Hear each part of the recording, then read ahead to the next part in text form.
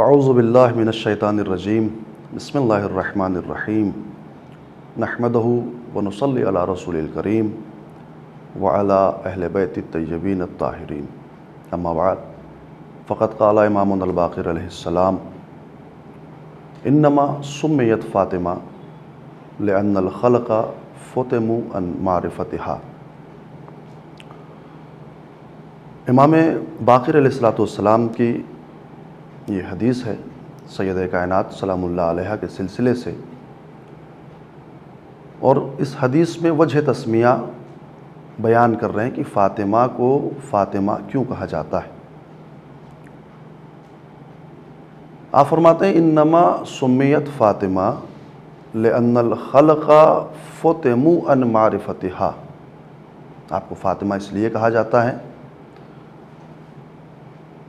چونکہ مخلوقات خداوندی جو بھی خلق خداوندی کے زمرے میں آتا ہے وہ حقیقت سیدہ کائنات کو درک نہیں کر سکتا، یعنی لوگوں کو روک دیا گیا ہے۔ فتموا عن معرفتها، خلق کو ان کی معرفت کے ادراک سے روک دیا گیا ہے۔ اور روکنے کا مطلب کیا اجبار کیا گیا ہے؟ روک کوئی پہچان نہیں سکتا، نہیں، بلکہ خود خلق کے اندر وہ ظرفیت نہیں ہے کہ وہ ذات کی حقیقت کو سمجھ سکیں کہ وہ کون سی ہستی ہے۔ سیدہ کائنات کی شخصیت 18 برس کی جو زندگی ہے، مکمل زندگی، اس زندگی پر ایک نگاہ ڈالیے اور جو چیزیں سمجھ میں آتی ہیں وہ ظاہری طور پر جو کتابوں میں درج ہوا ہے مورخین کے ذریعے یا علماء کے ذریعے جو ہم تک پہنچا ہے، ہم نے صرف اس پر نگاہ کی۔ 18 سال کی زندگی میں جناب سیدہ کے کیا کیا فضائل رہے ہیں، کیا مصائب رہے ہیں، کیا کمالات رہے ہیں، کیا معجزات رہے ہیں، کس طریقے سے انہوں نے تربیت کی ہے، کس طریقے سے انہوں نے درس دیا ہے، اور ان 18 سال کی زندگی میں جو کچھ بھی بیان کیا جاتا ہے یقین جانیے کہ وہ صرف اس ظاہری زندگی میں انسانوں کی آنکھوں نے جو دیکھا، جو سمجھا، صرف وہی درج کیا۔ ذات سیدہ کائنات کی حقیقت تک کوئی پہنچ نہیں سکتا کا مطلب یہ ہے کہ وہ ہستی ہے کہ جس کے سلسلے میں زبان انسان گنگ ہے کہ وہ اس کی مکمل معرفت اور اس کی فضیلت کو بیان کر سکے۔ جس طریقے سے ذات مولا کائنات ہے کہ اگر سارے زمین و آسمان کے درخت قلم بن جائیں اور سارا سمندر سیاہی بن جائے اور سب جن و انس مل کر لکھنے لگے تو ذات کو کاغذ پر اتار نہیں سکتے، اسی طریقے سے ذات سیدہ ہے کہ جو کچھ بھی آپ کے سامنے بیان کیا گیا ہے، جو کچھ بھی سیدہ کے بارے میں بیان کیا گیا ہے، وہ صرف ظاہری زندگی کا ایک گوشہ ہے۔ آپ کو فضائل و کمالات سیدہ کو مکمل اپنی کتاب میں اتارنے کے لیے مکمل زندگی اور مکمل سیدہ کائنات کے وجود پر آپ کو نظر ڈالنی پڑے گی، اور اس کے لیے آپ کو اس مرحلے میں آنا پڑے گا جو انسانوں کے بس کی بات نہیں ہے۔ ابھی تک جو گفتگو ہوتی رہی، لوگوں نے جو گفتگو کی ہے وہ تربیت کے حوالے سے، مصائب کے حوالے سے، دفاع ولایت کے حوالے سے، نبی کی بیٹی ہونے کے حوالے سے، علی کی زوجہ ہونے کے حوالے سے اور حسنین کی ماں ہونے کے حوالے سے۔ مگر جب کسی شخصیت کو پہچاننا ہوتا ہے، مگر جب کسی شخصیت کو جاننا ہوتا ہے، اس کے مقام اور اس کے مرتبے کا اندازہ لگانا ہوتا ہے، تو انسان سب سے پہلے اس کی علمی صلاحیت کے اوپر نگاہ رکھتا ہے۔ سیدہ کی علمی صلاحیت کیا ہے؟ ابھی تک جو بھی گفتگو ہوئی ہے وہ تربیت کے حوالے سے، فضائل و کمالات کے حوالے سے، ابھی تک جو بھی باتیں ہوئی ہیں وہ ایک بیٹی اور باپ کی محبت کے حوالے سے، نبی کے احترام کے حوالے سے، یا مصائب کے حوالے سے کہ کس طریقے سے مصائب اور مظالم کو برداشت کرنے کے باوجود وہ تبلیغ دین مبین کرتی رہیں۔ لیکن ایک مقام وہ آتا ہے جہاں انسان مجبور ہو جاتا ہے یہ دیکھنے کے لیے کہ وہ ہستی جو ذات ائمہ کے لیے حجت ہے، ان ذوات مقدسہ کے لیے حجت قرار پائی ہے جو پوری کائنات کے لیے حجت ہے۔ چھٹے امام کی حدیث ہے، امام فرماتے ہیں کہ ہم ساری کائنات کے لیے حجت ہیں، یعنی ساری کائنات ہمیں دیکھے اور ہمارے عمل کی اتباع کرے۔ جیسا جیسا عمل ہم نے کیا ہے پوری کائنات ہمارے عمل کی اتباع کرے، لیکن جب ان کو اتباع کرنے کی ضرورت پڑتی ہے تو یہ فرماتے ہیں کہ ہماری جدہ فاطمہ ہمارے لیے حجت ہے، یعنی جو عمل ان کا ہے وہ عمل ان کو دیکھ کر کے ائمہ ان کی اتباع کریں۔ ایسے مقام پر اور ایسے مرحلے پر پہنچنے والی ذات جناب سیدہ، ان کا علمی مقام کیا ہوگا؟ میں ایک حدیث بیان کروں یہاں پر آپ کے سامنے، اور اس حدیث سے واضح ہوگا کہ یہ علمی صلاحیت کس مرحلے پر اور کہاں تک ہے جو ان کتابوں میں درج ہوا اور جو میرے ناقص مطالعے میں ہے، وہ میں آپ کے سامنے بیان کر رہا ہوں۔ ایک حدیث بڑی مشہور و معروف ہے، پہلے اس حدیث کا ایک سلسلہ ہو جائے۔ بڑی مشہور و معروف حدیث ہے جناب سیدہ کے حوالے سے۔ 4 راستے ہوتے ہیں کسی کی عظمت کو سمجھنے کے لیے۔ اگر تاریخ میں نگاہ اٹھا کر دیکھنا ہو تو 4 طریقوں سے کسی کو پہچانا جائے، دیکھا یہ جائے کہ اس کا مقام کیا ہے، اس کا مرتبہ کیا ہے۔ تو سب سے پہلے اللہ کے نزدیک، پھر رسول کے نزدیک، پھر ائمہ کے نزدیک اور ملائک کے نزدیک۔ جناب سیدہ کو ان 4 طریقوں سے پہچانیے، ان کا مرتبہ کیا ہے۔ پروردگار عالم کے نزدیک جناب سیدہ کا مرتبہ کیا ہے؟ تو صرف ایک حدیث پیغمبر کی، ان اللہ یغضب لغضب فاطمہ ویرضا لرضاہا۔ اللہ فاطمہ کے غضبناک ہونے سے غضبناک ہوتا ہے اور فاطمہ کے راضی ہونے سے راضی ہوتا ہے۔ آپ سوچیں، یہ ایک معمولی جملہ نہیں ہے۔ پروردگار اس شخص سے غضبناک ہو جاتا، اس پر غضبناک ہوتا ہے جس سے فاطمہ غضبناک ہوئی ہیں جس پر، اور اس سے راضی ہوتا ہے جس سے فاطمہ راضی ہوئی ہیں۔ آپ غضب کی منزل کو، رضایت کی منزل کو قرآن مجید کی آیتوں سے جب ملائیں گے تو ایک عجیب قسم کا لطف آتا ہے۔ پروردگار عالم جب آپ قرآن مجید کو وا کیجئے اور فاتحۃ الکتاب پر نگاہ ڈالیے تو جو سب سے پہلی عبارت آپ کے سامنے آئے گی، جہاں پروردگار اپنی تعریف کر رہا ہے، اپنے آپ کو پہچانوا رہا ہے۔ بسم اللہ الرحمن الرحیم، شروع اللہ کے نام سے جو رحمان ہے، جو رحیم ہے۔ کسی اور صفت کا تذکرہ نہیں ہوا۔ ہر کام کے شروع کرنے سے پہلے اس آیت کی تلاوت کی جاتی ہے، اور جب بھی اس آیت کی تلاوت کی جاتی ہے صفت رحمانیت کا تذکرہ ہوتا ہے، صفت رحیمیت کا تذکرہ ہوتا ہے۔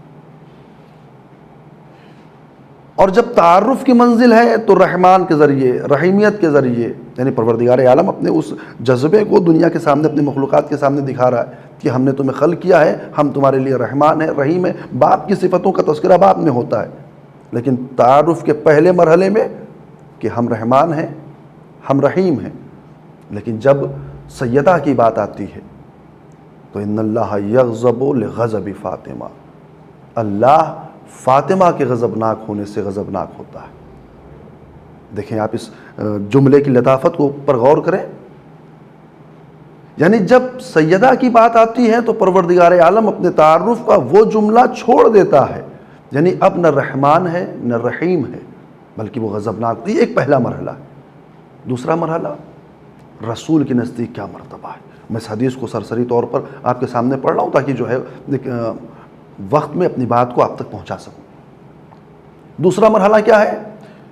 سیدہ کی عظمت رسول کے سامنے کیا ہے۔ حدیث ہے کہ جب بھی فاطمہ، جب بھی سیدہ رسول کی بزم میں آتی تھی، جب بھی، کبھی بھی، اور یہ کوئی محدود نہیں کیا گیا ہے اس کو، قام الیہا، پیغمبر سیدہ کی طرف کھڑے ہو کر کے آگے بڑھتے تھے، یعنی صرف اپنے مقام سے کھڑے نہیں ہوتے تھے، نہیں بلکہ 2-4 قدم آگے بڑھتے تھے استقبال سیدہ کے لیے۔ وَرَحَّبَ بِهَا، جناب سیدہ کو مرحبا بولتے تھے، یعنی مرحبا اسے بولا جاتا ہے، رحبا بہا، مرحبا اسے کہا جاتا ہے جس کے آنے سے دل کو خوشی ملتی ہے، جس کے آنے سے دل کو سکون ملتا ہے۔ قام الیہا ورحبا بہا وقبل یدیہا، اور ان کے دونوں ہاتھوں کو چومتے تھے۔ وَأَجْلَسَهَا مَجْلِسَهْ، اور سیدہ کو اپنی جگہ پر بٹھاتے تھے۔ یہ 4 مرحلے جو 4 کام پیغمبر سیدہ کائنات کے لیے انجام دے رہے ہیں، کیا یہ ایک بیٹی کی محبت ہے؟ کیا صرف اپنی بیٹی کی محبت میں اس عمل کو انجام دیا؟ کیا نہیں، ایک مقام ہے، ایک مرتبہ ہے جو پیغمبر کے سامنے ظاہر ہے، ایک مرحلہ ہے اس ہستی کا، اس وجود کا جو پیغمبر کے سامنے ظاہر ہے، واضح ہے، اور پیغمبر اس مقام سیدہ کو نگاہ میں رکھ کر کے اس عمل کو دہرا رہے ہیں، اس عمل کو انجام دے رہے ہیں۔ جب بھی فاطمہ رسول کی بز میں آتی تھی، رسول کا یہی طریقہ ہوتا تھا سیدہ کے استقبال کا، جب بھی آتی تھی۔ توجہ فرمایا آپ نے، یہ مقام ہے جناب سیدہ کا پیغمبر کے نزدیک۔ یہ دوسرا مرحلہ۔ تیسرا مرحلہ سیدہ کی عظمت ائمہ کے نزدیک، تو میں نے حدیث آپ کے سامنے بیان کی امام صادق علیہ السلام کی کہ ساری دنیا کے لیے حجت ہم ہیں، مگر ہماری جدہ فاطمہ ہمارے لیے حجت ہے۔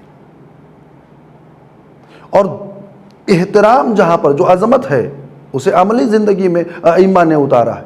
کوئی شخص آیا امام کے پاس اور اگر فرماتا ہے مولا پروردگار عالم نے مجھے نعمت عطا کی ہے، مجھے بیٹی عطا کی ہے، امام نے اسے مبارکباد دی کہ پروردگار عالم مبارک کرے، تمہارے گھر میں نعمت پروردگار رحمت الہی کا نزول ہوا ہے، اچھا بتاؤ نام کیا رکھا؟ تو شخص نے کہا مولا میں نے اس کا نام آپ کی جدہ کے نام پر رکھا ہے، میں نے اس کا نام رکھا ہے فاطمہ۔ اس نے یہ لفظ کہا میں نے اس کا نام فاطمہ رکھا ہے، امام اپنے مقام سے کھڑے ہو گئے، امام اپنی جگہ سے کھڑے ہو گئے۔ مولا کھڑے کیوں ہو گئے؟ کہا احترام نے، اس نام کے احترام نے۔ سیدہ کائنات کا نام ائمہ کے نزدیک اتنی حرمت کا حامل ہے، اتنی اہمیت کا حامل ہے، اتنے احترام کا حامل ہے، تو آپ سوچیں وہ ذات کتنے احترام کی حامل ہوگی۔ اور اس کے بعد سے امام نے ایک جملہ کہا، امام فرماتے ہیں کہ تم نے اپنی بیٹی کا نام فاطمہ رکھا ہے، مگر خبردار کبھی اسے ڈانٹنا نہیں، کبھی اسے جھڑکنا نہیں، اگر اس کا نام فاطمہ رکھا ہے تو تم یہ کوشش کرنا کہ تم ہمیشہ اپنی بیٹی کا احترام کرو۔ یہ ایک مرحلہ ہے۔ امام صرف نام فاطمہ کی وجہ سے اپنے صحابی کو، اپنے چاہنے والے کو یہ وصیت کر رہے ہیں کہ تم ہمیشہ اپنی بیٹی کا احترام کرنا، اس لیے کہ اس کا نام فاطمہ ہے۔ سوچیں آپ کہ وہ ہستی امام کے نزدیک اور امام کے لیے وہ کتنی اہمیت کی حامل ہے۔ یہ تیسرا مرحلہ۔ اور چوتھا مرحلہ، کسی شخص کو پہچاننا ہو ملائک کی نگاہ میں اس کا مرتبہ کیا ہے، تو ایک جملہ جناب سیدہ کے حوالے سے ملتا ہے ملائک کے سلسلے سے کہ پیغمبر کے زمانے کے بعد، امام خمینی کا یہ بڑا مشہور معروف جملہ ہے، پیغمبر کی وفات کے بعد دنیا میں جو ایک عجیب قسم کی بات رونما ہوئی وہ یہ کہ جبرائیل کا زمین سے رابطہ منقطع نہیں ہوا۔ جبرائیل کا زمین سے رابطہ منقطع نہیں ہوا، یعنی نبی جب تک موجود تھے جبرائیل کا آنا سمجھ میں آ رہا تھا۔ اوامر الہیہ کی تبلیغ کے لیے، دین الہی کی تبلیغ کے لیے ہر نبی کے پاس جب جب نبی موجود رہا دنیا میں، جبرائیل آتے رہے پیغام وحی لے کر کے، پیغام الہی لے کر کے۔ لیکن جب پیغمبر چلے گئے اور سلسلے وحی منقطع ہو گیا، قرآن مکمل ہو گیا، دین مکمل ہو گیا، نبی آخر اس کائنات سے چلے گئے ظاہری طور پر، ائمہ اب اس دنیا میں، اب وحی کی کوئی نزول کی گفتگو نہیں ہے، یہاں پر کوئی مرحلہ نہیں ہے۔ اب جو چیزیں آ گئی ہیں اس کو پھیلانے کا اور اس کو دنیا تک پہنچانے کا معاملہ ہے، تو اب جبرائیل کے آنے کی ضرورت نہیں ہے۔ مگر پیغمبر کی وفات کے بعد بھی جبرائیل کے آنے کا سلسلہ منقطع نہیں ہوا۔ فرماتے ہیں کہ جبرائیل سیدہ کی بارگاہ میں آتے تھے اس لیے کہ سیدہ اپنے بابا کے جانے سے بہت پریشان تھی، دل رنجیدہ تھا، روتی تھی، اپنے بابا کے فراق میں غم میں مبتلا تھی، تو سیدہ کی تسلیت کے لیے، سیدہ کو دلاسا دینے کے لیے حکم پروردگار سے جبرائیل نازل ہوتے تھے. اور اس میں جو عبارتیں درج ہیں وہ میں آپ کے سامنے بیان کروں. جبرائیل آتے تھے، فاطمہ کے پاس بیٹھتے تھے، ان کو دلاسا دیتے تھے، انہیں ان کے بابا کی خبر دیتے تھے، انہیں ان کے بچوں کے مستقبل کے بارے میں بتاتے تھے. توجہ کیجیے گا، انہیں وہ ساری باتوں کی تعلیم دیتے تھے جو زمانے مستقبل میں رونما ہونے والی ہیں. وہ ساری چیزوں کی تعلیم جناب سیدہ ان ساری چیزوں کو جبرائیل جو چیز بتاتے تھے جناب سیدہ اسے کتاب میں درج کرتی تھی، جسے مصحف فاطمہ کہا جاتا ہے. ان ساری باتوں کو، ان سارے علوم کو جناب سیدہ نے کتاب میں درج کیا اور اسے مصحف فاطمہ کہا جاتا ہے. یہ وہ کتاب ہے جو ہماری نظروں کے سامنے نہیں ہے، لیکن انشاءاللہ کہ جب پردہ غیب سے وہ ظہور کرے گا تو اس کے ایک ہاتھ میں یہی مصحف فاطمہ ہوگی. یہ مصحف فاطمہ کیا ہے؟ اس ایک کتاب کا تعارف مقام علمی سیدہ کائنات کے لیے کافی ہے. یعنی تصور انسان اس مقام تک پہنچے گا وہاں کہ جہاں سے وہ اندازہ لگا سکے کہ ابھی تک جو میں نے ظاہری طور پر تاریخ کی ورق گردانی کر کے علم سیدہ کائنات کو آپ کے سامنے بیان کیا یا لوگوں نے بیان کیا، یہ اس کا ہلکا سا نمونہ ہے مصحف فاطمہ. آپ دیکھیں اس کے لیے دو کتابوں میں اور معتبر ترین اسناد کے ساتھ روایت درج ہے. کس طریقے سے اس کتاب کا تعارف امام نے اپنے صحابی سے کیا ہے. بڑی مشہور و معروف روایت اور بڑی معتبر روایت کی جس کا ہر راوی، ہر روایت کرنے والا موثق ہے.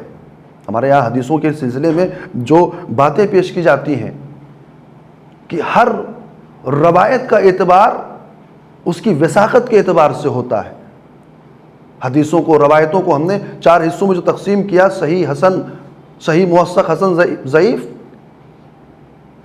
تو یہ جو روایت ہے یہ موثق ترین روایت ہے جسے محمد ابن حسن صفار نے بصائر الدرجات میں نقل کیا، محمد ابن یعقوب کلینی نے اصول کافی میں درج کیا، اور سارے صحابہ کا اور سارے راویوں کا نام جو ہے اس حدیث میں لے کر کے آتے ہیں کہ جس پہ ہر ایک پر موثق ہونے کی تائید اور مہر ہے علماء رجال کے نزدیک.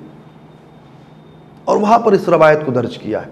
وہاں سے امام نے اپنے صحابی کو سمجھایا کہ مقام علمی سیدہ کائنات کیا ہے. اور میں اس روایت کو آپ کے سامنے من و عن بیان کروں کہ جسے بصائر الدرجات میں احمد ابن محمد نے حسن ابن سعید سے اور شیخ کلینی نے کافی میں معتبر طریقوں سے اس روایت کو نقل کیا ہے. چونکہ روایت بہت طولانی ہے لہذا میں نے اس کے اس حصے کو آپ کے سامنے بیان کرنا، جو حوالہ بھی اس کا ہے کہ یہ آپ جائیے بصائر الدرجات صفحہ نمبر 171 پہ محمد ابن حسن صفار کی کتاب ہے، اس پر اس کا مطالعہ کیجئے. اور اصول کافی جو شیعوں کی معتبر ترین کتاب ہے کتب اربعہ میں سے، اس کے جلد نمبر 2 اور صفحہ نمبر 239 پر یہ روایت موجود ہے، اصول کافی میں اور بصائر الدرجات میں.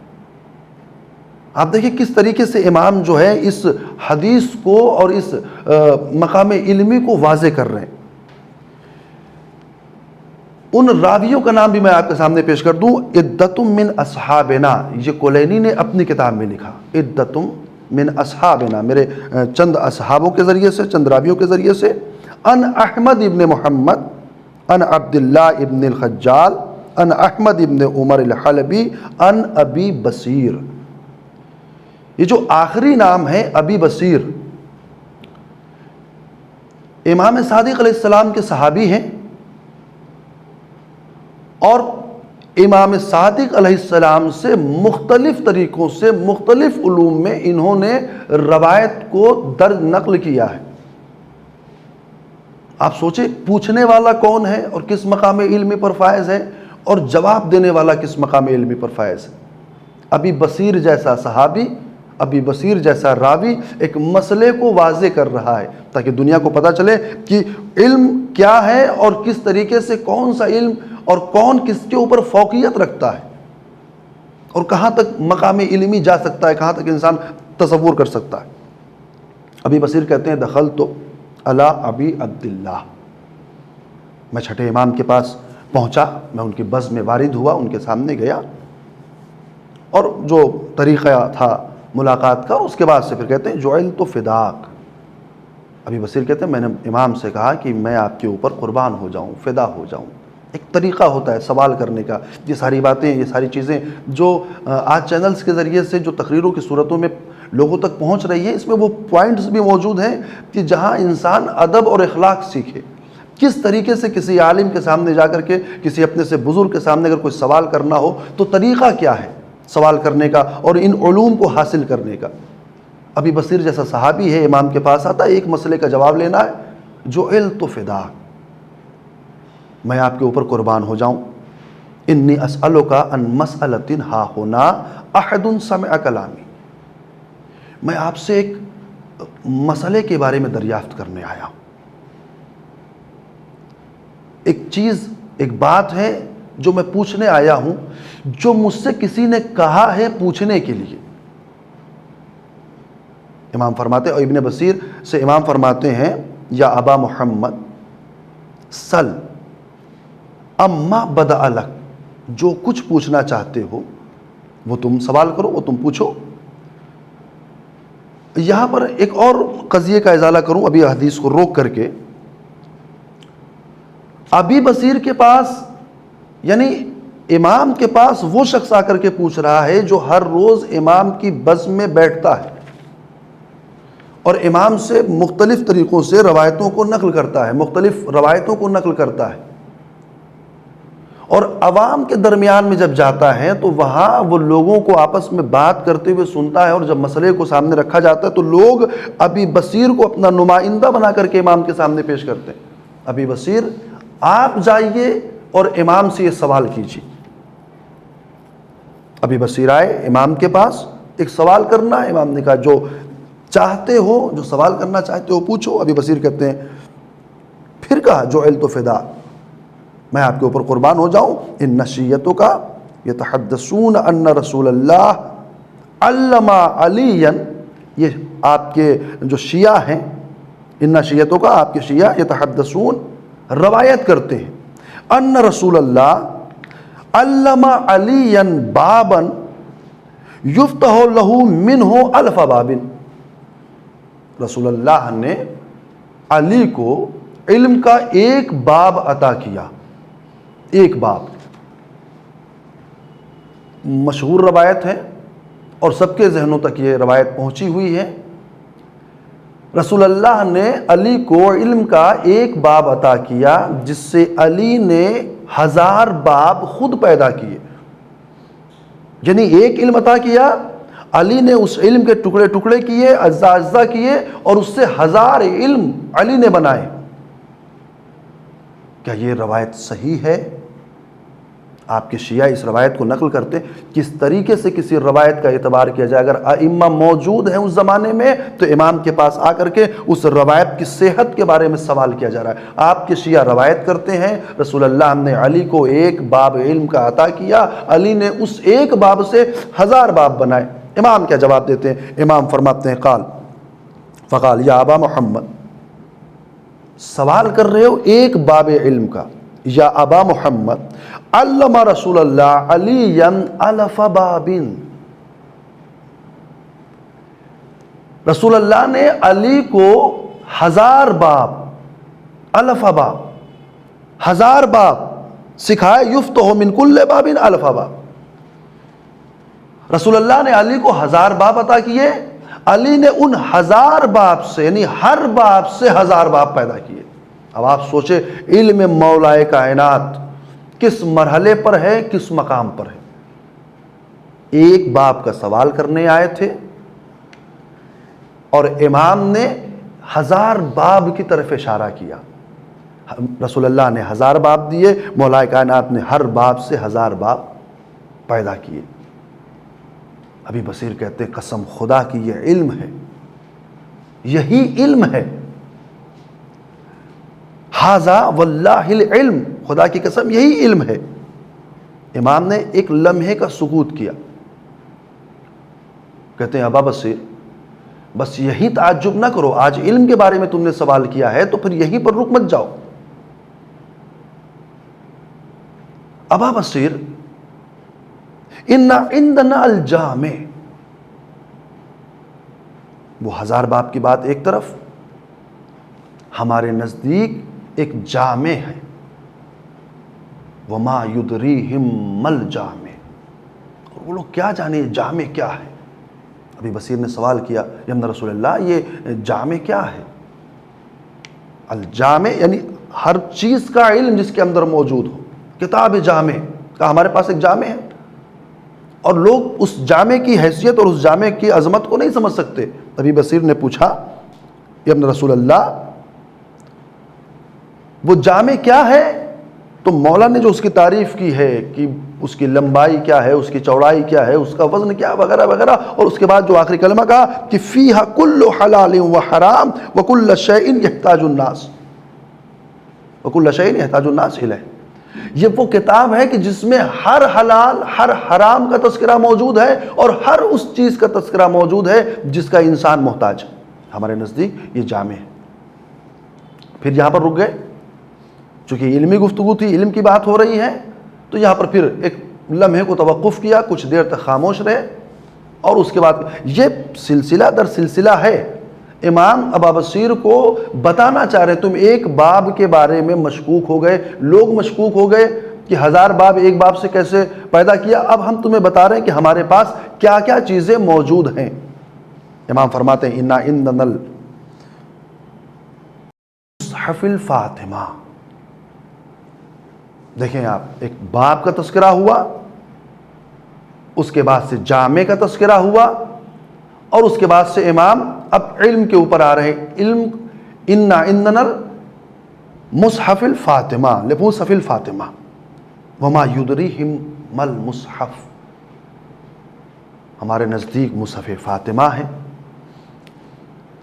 اور لوگ کیا سمجھے کہ یہ کون سی کتاب، اور اس کے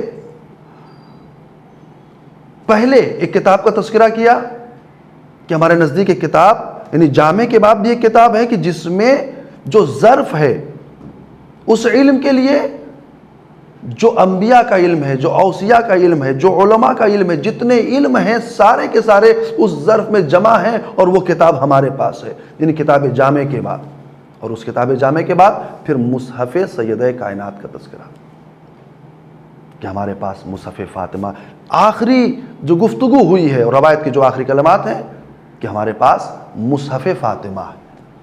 ابا بصیر نے پھر سوال کیا یا ابن رسول اللہ یہ مصحف فاطمہ کیا ہے؟ یا ابن رسول اللہ یہ مصحف فاطمہ کیا ہے؟ اس کا جواب سنیں، امام فرماتے ہیں مصحف، ایک ایسا مصحف ہے، فیہ مثل قرآنکم، ایسا مصحف کہ جس میں تمہارے قرآن کے جیسے تمہارا قرآن ہے، اور یہ بات 3 مرتبہ کہی، تمہارے قرآن کی طرح، تمہارے قرآن کی طرح، تمہارے قرآن کی طرح۔ امام مصحف فاطمہ کی تعریف کر رہے ہیں، آخری مرحلے میں آنے کے بعد مصحف فاطمہ کا تذکرہ ہو رہا ہے۔ ابھی بصیر کو علم کے ایک باب کے بدلے میں چند کتابوں کی اور چند جامع اور مصحف فاطمہ کی معرفی آخر میں کر رہے ہیں، اور جب تعریف کر رہے ہیں تو مثل قرآنکم، اور یہ ایک جو چھوٹا سا کلمہ اور یہ جو تعریف ہے یہ صاحبان علم کے لیے ایک اشارہ ہے، اور وہ اشارہ کیا ہے؟ آج تک دنیا قرآن کی تفسیر میں لگی ہوئی ہے، بس اتنا ہی سمجھ پائی ہے جتنا ائمہ نے بتایا ہے۔ مکمل تفسیر قرآن کی جیسے جیسے یہ زمانہ گزرتا جا رہا ہے، جیسے جیسے جو ہے وہ دور گزرتے جا رہے ہیں، ویسے ویسے ہر آیت کی تفسیر بدلتی جا رہی ہے، کہ ظاہر سی بات ہے قرآن وہ کتاب عظیم ہے جسے قیامت تک جانا انسانوں کی ہدایت کے لیے۔ ہر آیت ہر دور میں انسان کے اپنے مسائل کے اعتبار سے وہ معنی دیتی ہے، چونکہ ہر آیت کی 70 تفسیریں، 70 تفسیروں کے 70 معانی جس طریقے سے حدیثوں میں بیان کیا گیا، آج تک دنیا قرآن کو مکمل طریقے سے سمجھ نہیں سکی ہے۔ مصحف فاطمہ وہ کتاب ہے جو قرآن کی طرح ہے، یعنی جس طریقے سے قرآن سمجھا نہیں گیا، جس طریقے سے قرآن کو پہچانا نہیں گیا، جس طریقے سے قرآن کی مکمل تفسیر نہیں ہو سکتی، اسی طریقے سے مصحف سیدہ کائنات ہے کہ نہ انسان درک کر سکتا ہے، نہ پہچان سکتا ہے، نہ مکمل اس کی تفسیر کر سکتا ہے۔ یہی وجہ ہے کہ یہ وہ کتاب ہے جو امام زمانہ کے حضور میں ہے، جو ائمہ کے پاس رہی ہے، اور ائمہ نے اس کتاب سے استفادہ کیا ہے۔ یہ مقام علمی سیدہ کائنات ہے، جس کی کتاب پر ائمہ فخر کر رہے ہیں، فخر و مباحات کر رہے ہیں۔ یہ وہ مرحلہ علمی ہے۔ اب آپ سوچیں سیدہ علم کے کس مقام پر فائز ہیں۔ جب گفتگو ہو تو سیدہ کے ان فضائل کے ان گوشوں سے گفتگو ہو کہ جو ابھی انسانوں تک اور لوگوں تک پہنچائے نہیں جا سکے۔ یہ مصحف فاطمہ کا تذکرہ ہے۔ آپ خطبہ فدق پر نگاہ ڈالیے، فصاحت و بلاغت کی وہ قندیلیں روشن ہیں اس خطبے میں کہ انسان انگشت بدندان اور ہو بھی کیوں نہ ہو، کہ اگر شوہر خالق نہج البلاغہ ہے تو اس کی ہمسر، اس کی شریک حیات، اس کے ساتھ ساتھ اس زندگی میں چلنے والی اس مقام علمی پر فائز ہے کہ اصحاب پیغمبر کے درمیان خطبے کو ارشاد فرماتی ہے، اور وہ خطبہ فصاحت و بلاغت میں بے نظیر اور بے مثل ہوتا ہے۔ یہ مقام علمی سیدہ کائنات ہے۔ یہ مقام علمی ہے کہ جس کے سائے میں اپنے بچوں کی تربیت کی تو بچے اپنے وقت کے امام بنے۔ وآخر الدعوانا ان الحمد للہ رب العالمین۔